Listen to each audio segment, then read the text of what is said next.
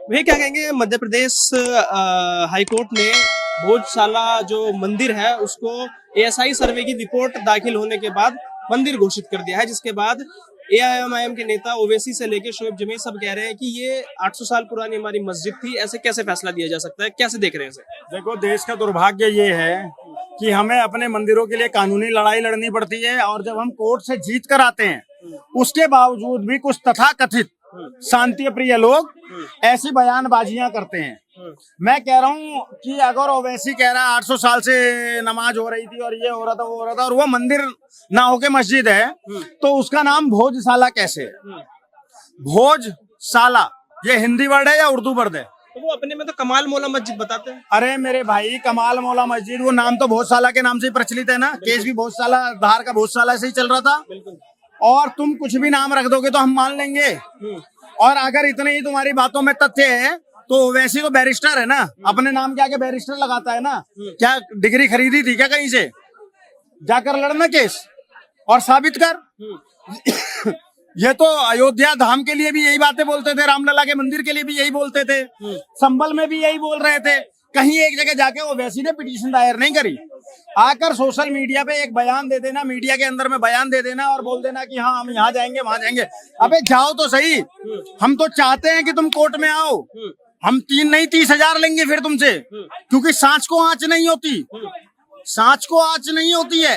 तुम जब जाओगे कोर्ट तब पता चलेगा कि कितने गए थे मंदिर, और वो सारे मंदिर लिए जाएंगे। तुम लड़ो तो सही, तुम्हारे अंदर गूदा तो हो इतना। लेकिन उनका कहना ये है, ओवैसी कह रहे हैं कि हमें सुप्रीम कोर्ट पे भरोसा है, अब हम जाएंगे। लेकिन वो कंपेयर बाबरी मस्जिद वाले मुद्दे से ही कर रहे हैं कि एक समय आया था इसी तरीके से, हमसे बाबरी ले ली, यही समय आ रहा है कि भोजशाला भी हमसे ले लिया जाएगा। 800 साल पुरानी हमारी वो मस्जिद है। तो ये जो हिंदुत्ववादी वकीलों की जो एक फौज खड़ी होती है, इनकी नजरें हैं हमारी मस्जिदों पर। नहीं तो आप हिंदुत्ववादी वकीलों को ज्यादा सक्षम मानते हो ना। उनकी नजरें हैं और वो इतने सक्षम है कि अपने तथ्यों को साबित कर रहे हैं, कोर्ट से जीत कर आ रहे हैं। आपने भी तो पढ़ाई करी है ना लॉ की, आप भी तो नाम के आगे बैरिस्टर लगाते हो ना। आप जाकर तर्क दो ना, आप जाकर साबित करो ना। नहीं है, और हमने तो बहुत पहले बोल दिया था कि प्यार से दे दो तो हमें 3 चाहिए थे। क्या? अयोध्या, मथुरा, काशी, ये प्यार से दे देते तो 3 चाहिए थे। जब हमें लड़कर ही लेना है तो फिर तो हम अपने 30,000 लेंगे ना। तो अभी तो ये शुरुआत है, अभी ये शुरुआत है। भोजशाला, संभल, ये सब अभी शुरुआत है मेरे भाई। अभी तो आप देखते जाओ आगे आगे होता है क्या। पूरे 30,000 लिए जाएंगे। और मैं आपके चैनल के माध्यम से विष्णु शंकर जैन जी का और उनके पिताजी का कोटि कोटि नमन करता हूँ, साधुवाद देता हूँ कि एक जैन समाज के 2 वकील जिन्होंने ये बीड़ा उठाया कि हमारे 30,000 मंदिरों को वापस लाएंगे और जिहादियों के चंगुल से छुड़ाएंगे। लेकिन जैसे ही फैसला आया, मंदिर के प्रवेश द्वार पे एक पोस्टर चिपका दिया गया, गैर हिंदुओं का प्रवेश यहाँ वर्जित है। हाँ। तो क्या माहौल खराब नहीं होगा इससे? फिर कैसे उनकी भावनाएं आहत नहीं होंगी? अच्छा एक बात बताओ, जब गैर मंदिर के अंदर में मुसलमान जाता है क्या? नहीं। तो फिर कैसे भावनाएं आहत हो जाएंगी? हाँ। पर वो सुप्रीम क्या वो मुझे मक्का जाने की इजाजत देंगे क्या? मुझे एक बात बताओ ना, क्या वो मुझे किसी भी मस्जिद में हनुमान चालीसा पढ़ने की इजाजत देंगे क्या? नहीं देंगे ना। मेरा प्रवेश मस्जिद में वर्जित है ना, मैं तो हल्ला नहीं कर रहा हूँ भाई। उनकी इबादत की जगह है मस्जिद, वो वहाँ पर अपनी नमाज अता करें। मैं अपने मंदिर में अपना पूजा करूंगा, और मेरे मंदिर में फिर तुम्हारी जरूरत क्या है?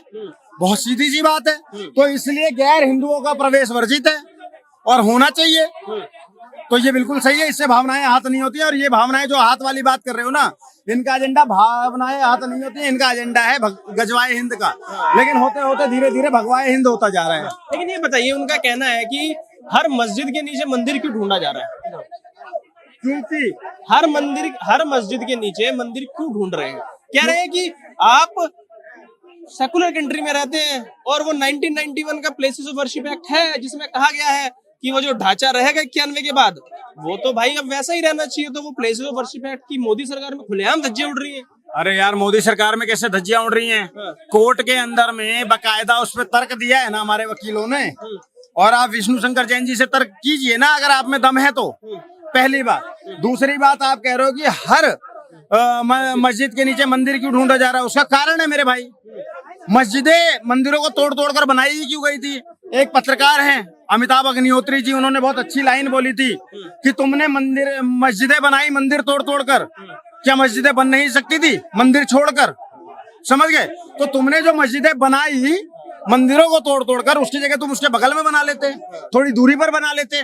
वो कौन सी मंशा थी कि मंदिरों को तोड़ तोड़ कर ही मस्जिद बनाई जाएगी? और जब तोड़ तोड़ कर बनाई जाएगी तो सीधी सी बात है, जब तुम्हारा दौर था तुमने तोड़ दिया, अब हमारा दौर है हम ले लेंगे। तो इनका तो दर्द वो बाबरी वाला भी अभी तक खत्म नहीं हुआ है। अभी भी तमाम वीडियोज आती है, कहते हैं कि सरकार तुम्हारी है तो तुम कर रहे हो, हमारी आएगी तो हम कर लेंगे। तो एक नया दर्द नहीं जुड़ जाएगा ये भोजशाला में? अभी तो ये शुरुआत है दर्द की, अभी तो नासूर होना बाकी है, अभी तो नासूर होना बाकी, नहीं कोई धमकी नहीं है।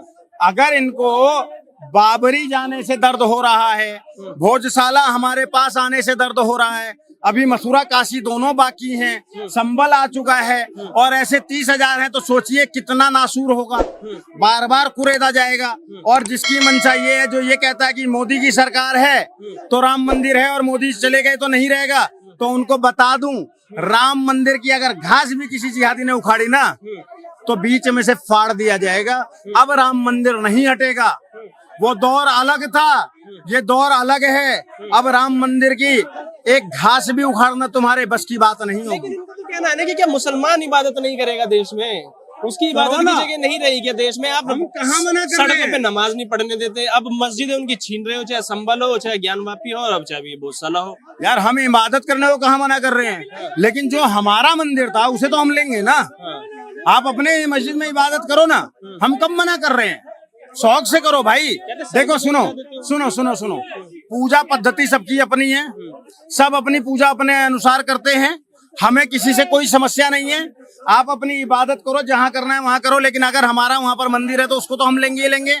दूसरी बात, अगर इनको इबादत करने के लिए इतनी दिक्कत हो रही है, हमने तो कभी जाकर इनके किसी जुलूस पे, मुहर्रम पे या किसी भी ताजिए पे कहीं पर भी पत्थरबाजी करी क्या?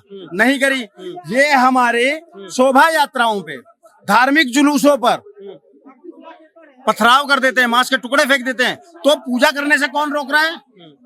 तथा कथित शांति प्रिय समुदाय रोक रहा है। हम तो कह रहे हैं भैया तुम अपनी इबादत करो, हमें हमारी पूजा करने दो, और जो हमारी जगह है वो हमें दे दो, हमें दे दो। चुल्ल किसके है, लड़ना किसको है? अब लड़ना तुम्हें है तो हम लड़ेंगे, फिर कानूनी लड़ाई लड़नी है तो कानूनी लड़ेंगे, बाहुबल की लड़नी है तो बाहुबल की लड़ेंगे, जैसे लड़ोगे वैसे लड़ेंगे। आखिरी सवाल, आपने कानूनी रूप की बात बताई, तो वही 1991 का प्लेसेस ऑफ वर्शिप एक्ट, यही कहा गया है ना उसमें कि जो ढांचा के आने के बाद जैसा है वही ढांचा वैसा ही रहेगा, तो उसके अलावा उसके तो अगेंस्ट में जा रहा है कानून के। देखो मैं कानून का कोई विशेषज्ञ नहीं हूँ, लेकिन मैं इतना जानता हूँ कि हर नोटिफिकेशन में, हर चीज में कुछ ना कुछ पॉइंट्स ऐसे होते हैं जो आम जनमानस को नहीं पता होते हैं, और ये विपक्षी लोग मोटी मोटी बात बोलकर भ्रम फैलाते हैं। विष्णु शंकर जैन जी एक एडवोकेट हैं और बहुत कुशल एडवोकेट हैं। उन्होंने अपने तर्क दिए, जो वहाँ हाई कोर्ट के जज हैं वो पढ़कर वहाँ बैठे हैं, वो पढ़कर वहां बैठे हैं। उन्होंने उन दलीलों को सुना, उनको उन दलीलों में जब मजबूती नजर आई, सच्चाई नजर आई, तब उन्होंने इसके हक में फैसला दिया। तो मैं एक जज से या विष्णु शंकर जैन जी जैसे वकील से ज्यादा सक्षम नहीं हूँ कानून को जानने में, और मैं उसका स्वागत करता हूँ। खुश हैं आप जो फैसला आया, हिंदू वहाँ पे पूजा करेगा, मस्जिद पे वहाँ नमाज पढ़ने की मनाही हो गई है पूरी? बिल्कुल खुश हूँ, बिल्कुल खुश हूँ। हम पूजा करने का, हमारे इतने पुराने मंदिर में हमें अब जाके पूजा करने का अधिकार मिल रहा है, तो खुश क्यों नहीं होऊंगा? मैं सनातनी हूँ भाई, और मैं बिल्कुल खुश रहूंगा। तो शांति प्रिय कौम वाले क्या माहौल ऐसा बना के रखेंगे, प्यार मोहब्बत वाला है वो, जैसे पत्थरबाजी हमेशा होती है, ये वैसा कुछ लगेगा? कहीं आपने आज तक इनको प्यार मोहब्बत वाला माहौल देखा है बनाते हुए? तो ये अपने इतिहास को दोहराएंगे, हम अपने इतिहास को दोहराएंगे। अगर ये माहौल बिगाड़ेंगे तो हिंदू माहौल सुधारेगा, सीधी सी बात है।